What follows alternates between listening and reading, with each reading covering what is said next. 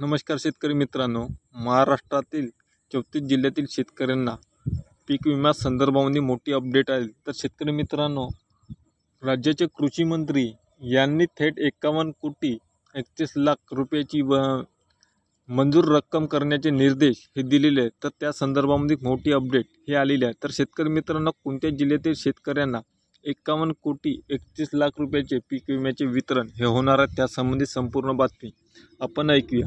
तर शेतकरी मित्रांनो, राज्याचे कृषी मंत्री यांना चंद्रपूर जिल्ह्याचे पालकमंत्री तथा वनमंत्री सुधीर मुनगंटीवार यांनी भेट घेऊन त्यांना सांगितलं की चंद्रपूर जिल्ह्याचे 51 कोटी 31 लाख रुपये हे पीक विम्याचे शेतकऱ्यांना वितरित करणे हे बाकी आहे।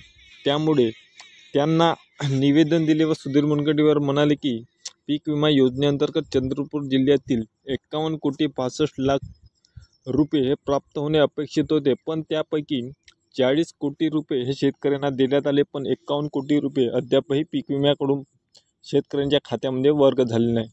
सध्या स्थितीत खरीप हंगामात 24मध्ये शेतकऱ्यांची पेरणी झाली असून शेतकऱ्यांना पीक विम्याच्या रकमेची अत्यंत गरज आहे। त्यामुळे या पीक विम्याच्या रकमेची रक्कम हे अदा लवकरात लवकर करण्यात यावी।